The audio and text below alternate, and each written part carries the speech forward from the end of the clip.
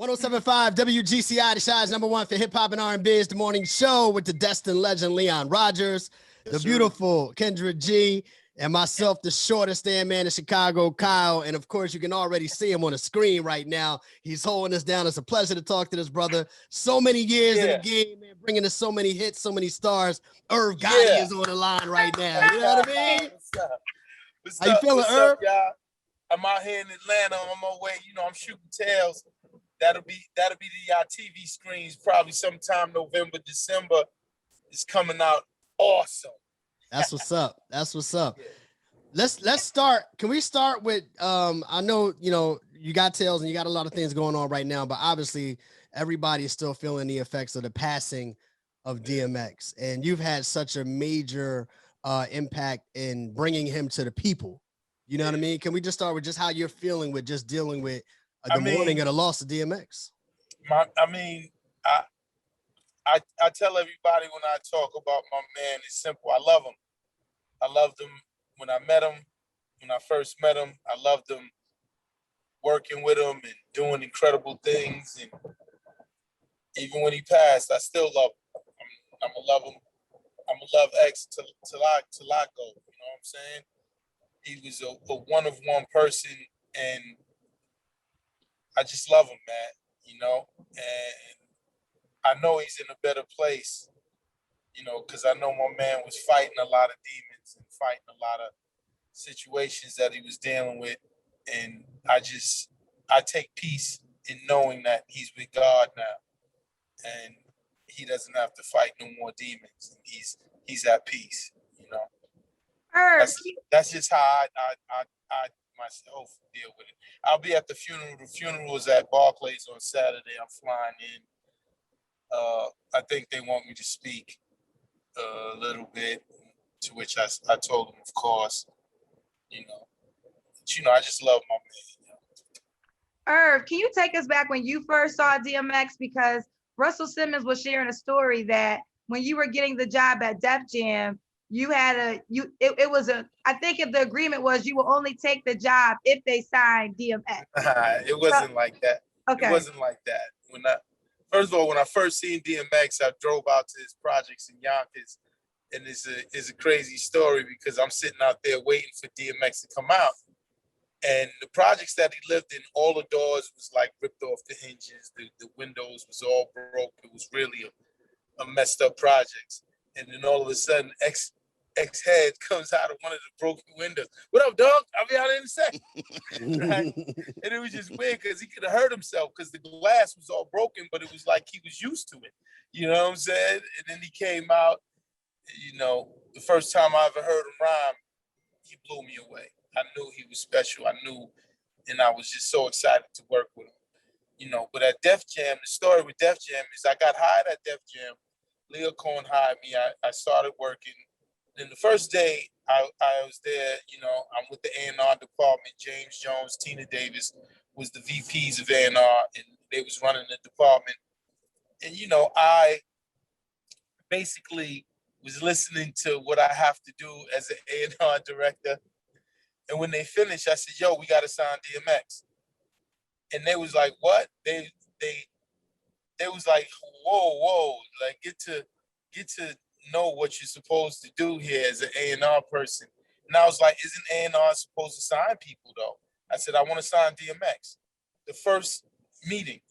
So they kind of laughed it off. Then I started bringing music up with DMX. And of course they heard him barking and they laughed at me a little bit about the barking, like, who's going to buy his records, Chihuahuas and you know, so for like 2 months, when I first started at Def Jam, all I'm doing is trying to sign DMX, and they wasn't letting me. The A&R, Tina Davis and James Jones wasn't like letting me sign them, so I quit. Like I left Def Jam. So I was gone from the office for like a week, and Leo Cohen calls me, and he's like, Gotti, where are you? Why ain't you in the office? And I was like, Def Jam is weak. I said, they whack, yo. I said, I thought y'all was live.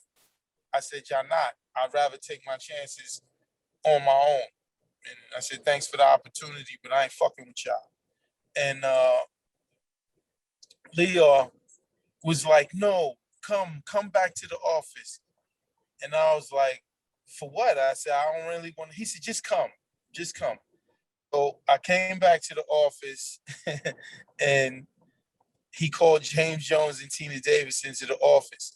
And he said, Gotti's to report to me and Kevin Lyles. Don't bother him no more. Which I thought was like, wow, that's dope.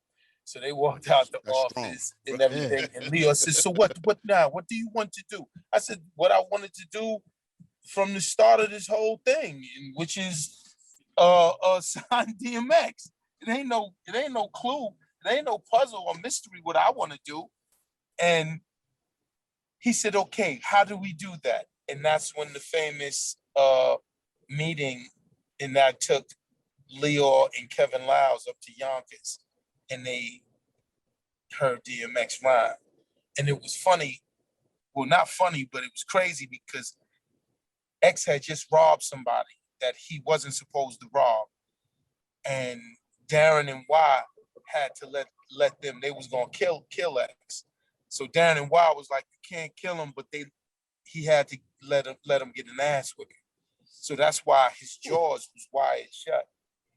And you know, Leo, he was running like this. He was like, I don't walk a song, living feeling like pork, shutting down underground streets, because his jaws was wide shut. Damn. And Leo was like, you could hear the wires when he was rhyming, because X was giving it his all. X killed it. The Locks was in there, Dragon was in there, and X destroyed it. So when we come out the studio, Leo, like, I'm looking at Leo, I'm bopping like this. I'm like, nigga, you ain't feeling this? But he just had on his game face. Because Leo, the shrewd negotiator he is, he didn't want to be in there spazzing. It'll cost him more money. Yeah. Right? So he held it in, right? So I'm sitting there, I'm like, yo, you fitting? Leo's just looking at me, but he ain't saying nothing. So when he gets outside, that's when he was like, he started jumping up. We've got the pick of the litter.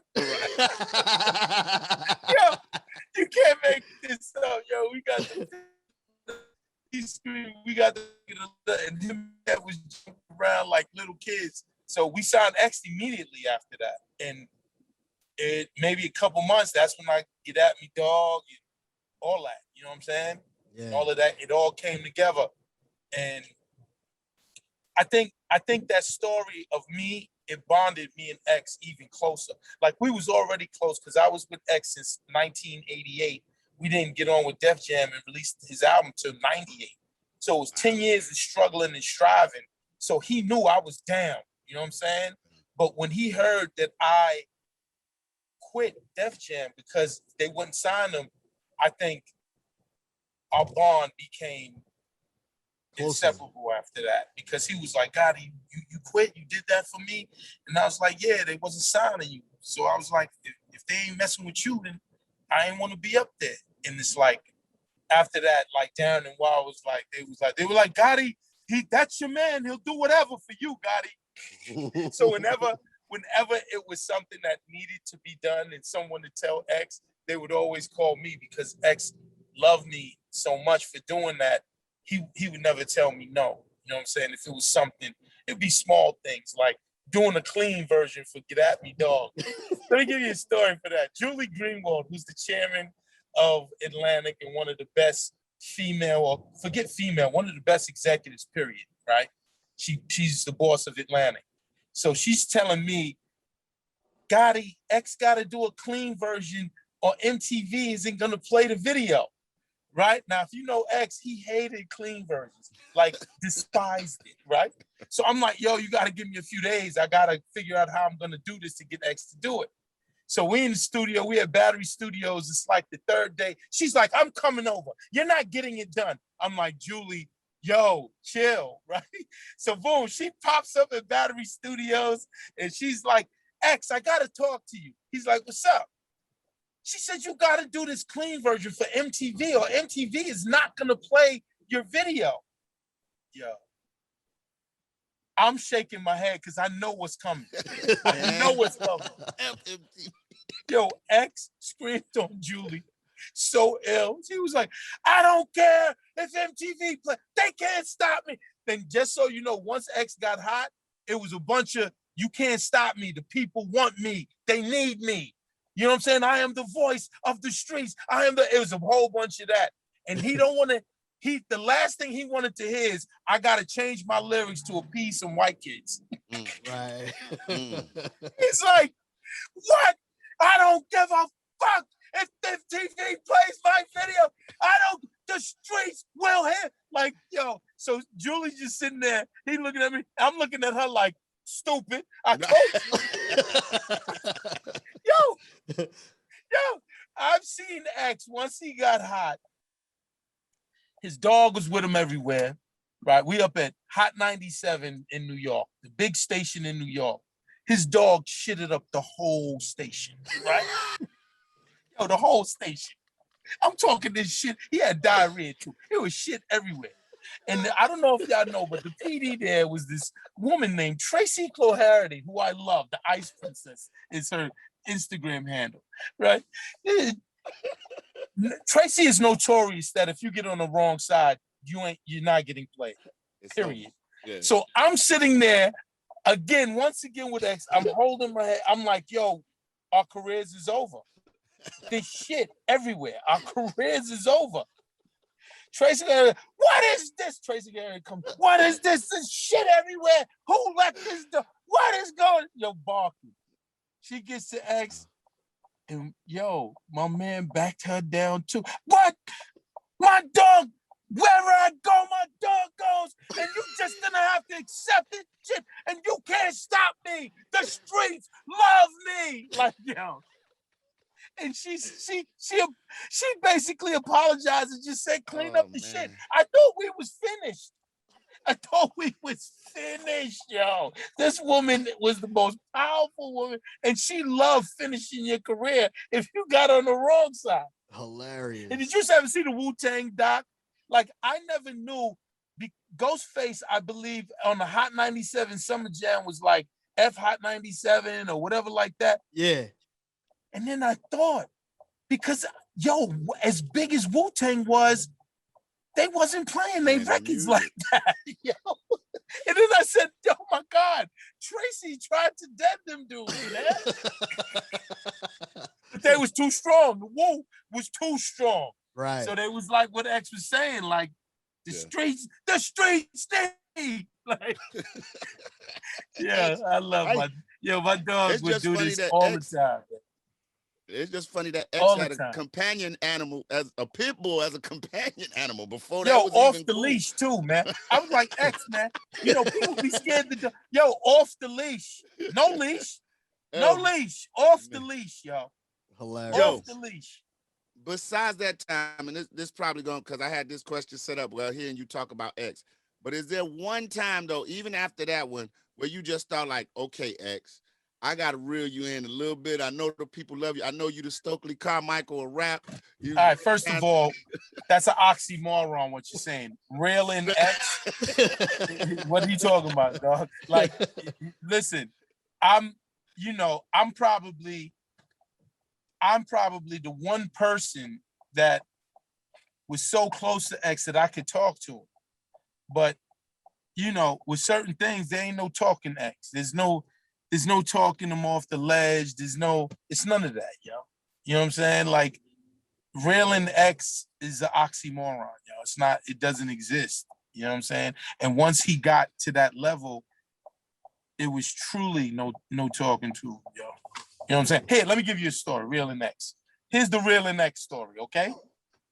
Joel Silver is the man who gave X a three-picture, $15 million deal. No, let me finish this before you go on, because it make things. So just pull over somewhere, all right? And let me finish this. So Joel Silver made Matrix, Die Hard. Like, this guy is ridiculous. And he loved X off of Belly. So he came to me and I'm like, yeah, X is a natural. I said, the dog is a natural. I'm like, X brings words to life. That's why I felt he was going to be such a great actor, because I got him Belly. I got him Belly before he was even big. He then turned big and then Belly came out. But when he actually did the movie, he was just X, but I convinced Hype to give it to him. Because when you look at X, he talks like this, and that's my man. That's my man. Roll up. I'm trying to get high. Like, he just makes words come alive. That's why I thought he was going to be a great actor. So I convinced Joe Silver. Joe Silver, after Romeo Must Die, gives him a 3-picture deal for $15 million. He blessed him, right? So he's on like the second movie for Romeo Must with Jet Li. I forget the name of the movie. It was one of those movies with Jet Li. X is now off the hook. He's huge thing. X is playing with a remote control car while they're waiting for him, Jet Li, in the movie. Now, if you know anything about Hollywood, every hour, Joe Silver, like, we're losing like 200,000 every hour that he doesn't show up. Irv, could you help me? Could you call him? I said, sure, Joe, I'm going to call him. So I called DMX. Here, reel him in, right? So I called X. I said, yo, X, what you doing? He said, I'm living, dog. You know what I'm saying? I'm living, dog. Having a good time. He was playing with a remote control car while the private jet wait for him. So he thought the airport, the Clearport with the private jets was a great place to run around with his remote control cars. So he's there doing it, and I'm like, yo, Joel is a good guy, man. He gave you a gang of money. He said, yeah, I like Joel, right? I said, yo, X, they losing a lot of money while you're playing with the remote. I said, yo, he asked me to call you. I said, Joe, when are you going? He said, I'll get there. You know what I'm saying? Like, he doesn't care. So I'm like, yo, X, what you want me to tell Joe? Tell him whatever you want. And I said, yo, X, come on. What? He said, all right. Tell Joe real dogs eat blood. I'm going to ask y'all, what the hell does real dogs eat blood mean? Right. You think I know? Because I know X-Files. I know. Okay. I said, X, I'm not telling Joe Silver. Real dogs eat blood. I don't know. He said, all right, then. I told you. Tell him whatever you want. Wow. Yeah. He said, all good. Tell him whatever you want. I'm like, I hang the phone up, but that was X. You know how a lot of rappers will be like, yo, I don't give a fuck. They'll be like, I don't give a. They don't mean it. Right. He was a rapper who meant it. He didn't care. He did not care, not one bit, about things like that. You couldn't persuade him. But X was extreme light and extreme dark. He's the same guy that I seen we walking in Harlem as a homeless guy, and he gave him every dollar in his pocket. He gave him like $4,000. Like, he would do things like that, acts of kindness that was uncanny. You know what I'm saying? It was just from his heart and how he felt. So he was but then we would, after he gives that money, he may rob somebody. Like, and when I'm saying when he was DMX, the superstar. I've seen the guy, they said in the gas station, the guy was asked for his autograph, so he pulled out his money. He was looking for a pen or paper or something like that. Guy had like $3,000. X knocked him out and took his money. Just cause. He's extreme light and extreme dark. That was my man. And from people who knew him like me, I just gave him unconditional love. So I would talk to him. Like, people was like, yo, they should have got him off of crack. You know, you hear that. His friends should have got. It's an oxymoron. It's like the reel him in thing.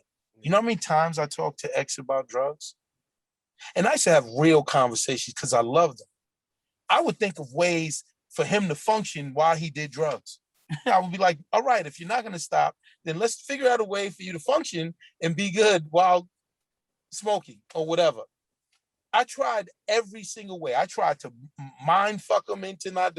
Do you understand? Like, I said, yo, I tried thousands of times. Like, what is y'all talking about? Thousands of times to try and get my man to stop, yo, or to figure out a way that is the best thing for him. Maybe he could still work, because no big movie people. I know how many times I talked to Joe Silver. I talked to Joe Silva about a movie for X, a rapper selling his soul to the devil. I thought it would be perfect for X. Joe Silva and Susan Downey, Robert Downey's wife, I spoke to them. They was actually giddy. And he said, like, this is great.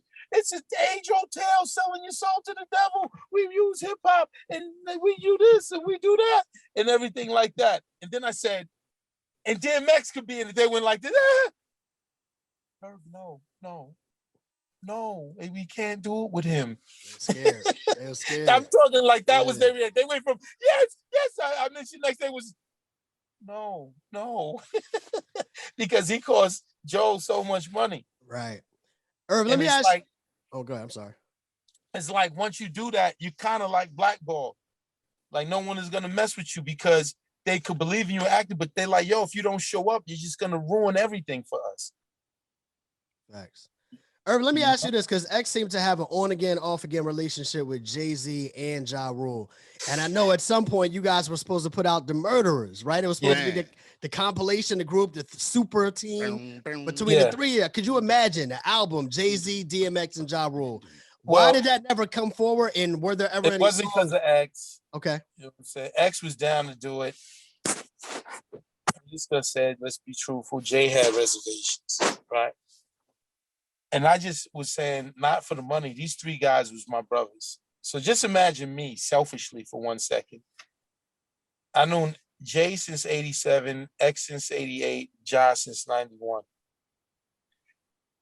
I felt like the most unique individual because each time I heard them guys first rhyme, I had the same feeling like, yo, they're ill, they're different. So I, just for a level of hip hop, I just wanted to do it for hip hop. And I could have guaranteed you during that time, it would have been the illest hip hop album ever. Crazy. Why? Because those three would have competed with each other, knowing the others was just as ill. They would have gave their best verses on every track. You feel me? It would have been no half-assing. It would have been three ill dudes going at each other. And I said this before, and I say this about X. DMX, if you rap, he doesn't really like you. There's a piece of him that doesn't like you. And I've said that before, and everyone laughs when I say that. I said these things before, but it's 100% accurate and 100% real. Like X with Jay and Ja, those is his boys. He messes with them because he respects them on that mic. But deep down inside, he's trying to get them. Right. If you rhyme with X, if you rhymed on a song with X, he's trying to get you. He's trying to show the world like I'm better than him. Competition. And that's DMX. Period. In a nutshell, that's DMX. And everyone who remember he talked about Drake, he talked about Rick. He doesn't like no one really. If you rap, he don't like you. And for all rappers, that's just how it is. Like if he's seeing you, he's gonna, hey, yeah, what up, dog? Let's drink. Yeah, hey, let me get some blunt. Hey, let's smoke. But in the back of his mind, I'm gonna kill this guy. I'm gonna kill him. If he opens his mouth and raps around me, I'm gonna show him I'm better. Thanks. Man, that's dope, man. It's like it's so much synchronization going on in this interview because I was just about to ask you being a close friend of DMX and yourself, two-part question. One, what do you want people, the legacy of DMX to be to the people? You know what I'm saying? Like in your mind. And two, Irv Gotti's legacy, when it's all said and done and you moving around, you know what I'm saying? What do you want people to say about Irv Gotti as well? Well, for X, the first part, because for X, I don't think there is any other rapper, aside from maybe Pac, right, that has loved back their fans in that audience. Like when you see Next for show, at every show he would pray for them. And if it takes me to suffer for my brothers to see the light, give me pain till I die, but please, Lord, treat them right, like and cry. So I don't know many rappers that had a connection with the people so deep. And he spoke for them and he loved them. That's why I said it's like him and Pac. I don't really see other rappers that had that connection and gave that love back to their audience. So I would just hope that in his passing, and you seeing it now, you seeing the output, you seeing the love that X is getting, the murals, they putting up the murals, they doing this happens because of the connection that he had with the people, and he truly loved them and cared. Like the thing with X, man, X at his height, I'm talking Hard Knock Life tour at his height. X would go into the town and would say, where's the worst part of the city? You feel me? Where's the worst part? Like in Chicago, if it was Cabrini Green, X was in the projects, smoking and talking for Dolo, no security. Like and we would bug him, but he's like, that's where he wanted to be. I want to be with my people. And he felt his people was at the worst. Where's the worst part of the city? Where's the most violence, the most killings?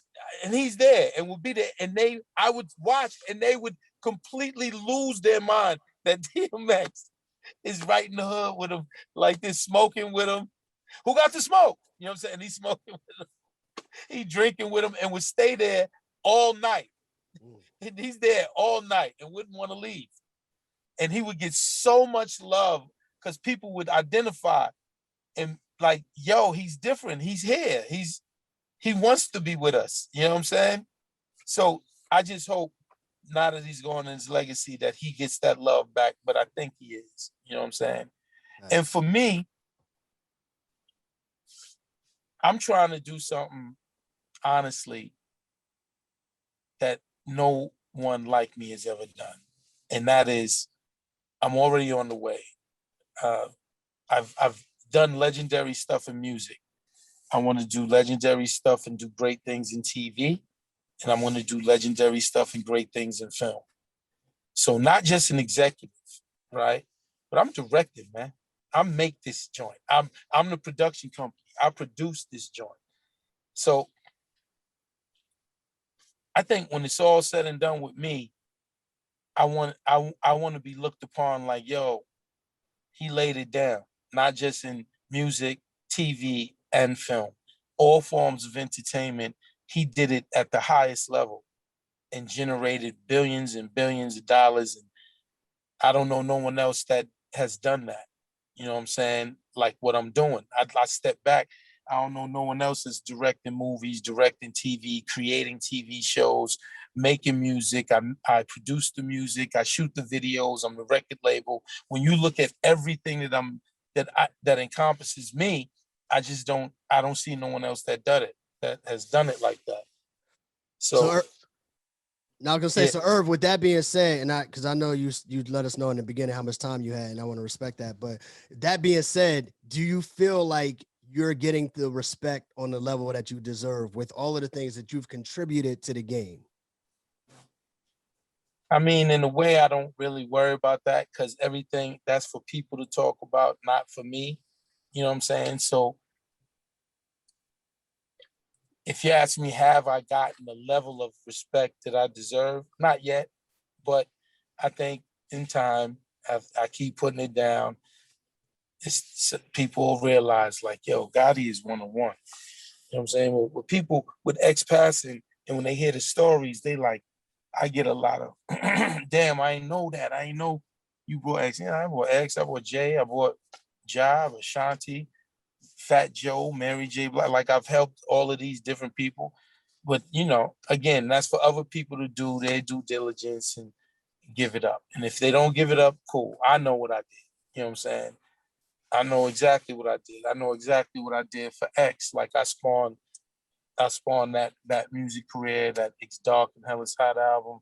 And then I got him the movie. I spawned his movie career with Belly and everything. And it's just been an overall me just believing in him.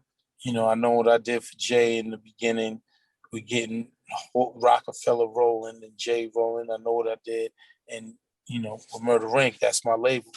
So everyone should know what I did with Murder Inc. or whatever like that. Sure. Well, before you that's go, a good segue. Hold on, Kim. That's a good segue. Because I got a new artist, Ricky, in a single called Heartbreak. Yes, you have a new song. And let me tell you, played on the radio today, and Yeah. I'm not trying to be messy, Herb, but when I listen to it, it gives me early Ashanti vibe. You know why? And let me explain that. Okay, because I was like, I'm I gonna don't want to. explain that. And this is for Okay. everyone in Chicago listening. Cause I'm the guy who did Ashanti. That's like, yo, I heard the Chronic, then I heard Snoop Dogg is giving me Chronic vibes. Yeah, Dre did it. You know what I'm saying? Like, so guess what? There's a formula that I have for R&B that I use to make R&B. So if I do any R&B, it's gonna have a Murder Inc. sound, a Murder Inc. vibe. Ashanti vibe. Yeah, I did those records. I made those records, and there's a specific way that me and Chink make those records. So it's gonna sound. Wait till you hear the remix. It's gonna really. Wait till you hear the remix to Heartbreaker. It's gonna really give you vibes. No, But you know what I'm saying? And I say this to say it's no disrespect to Ashanti. Me and Ashanti did something so great that look, 20 years later, I come out with an R&B artist and they're like, oh, it's that vibe. That's because what we did was immortal. We did some immortal music, and they're never gonna forget it. You know what I'm saying? Which is fine. But Ricky's Ricky. Ricky plays the piano. Ricky's my niece, she's my goddaughter. And I say that to say, yo, I get pressure from Nene, my mother. Do it for Ricky. So it's like, yo, I had to make music for her, but I'm making music how I know how to make music. And I have a format for R&B that I use. And, I don't care if it was Ricky, if it's whoever, it's going to sound like a Irv Gotti and Chink produced Murder Inc. sound and record. I love it. Before we go, because I know you got to go soon, I just wanted to say this. I want to give you the love that you were saying DMX gives, because Irv, I've known you through most of my career, and we might go years without talking, but whenever I hit you, I always say, I remember me as Kendra G. You were like, of course I remember you. And then whenever I see, time goes by, and whenever I see you, it's always a genuine love. And I just want to say from the bottom of my soul, I appreciate you. You definitely one of the realest people in the industry. You was never been on no bogus stuff. No, that's not me. And I just want to tell you that, and people don't tell you enough. I see you, I respect you, I love you, and I appreciate you. Thank you, Kendra. And I'm gonna say something here. I've been getting, ever since X passed, a ton of requests.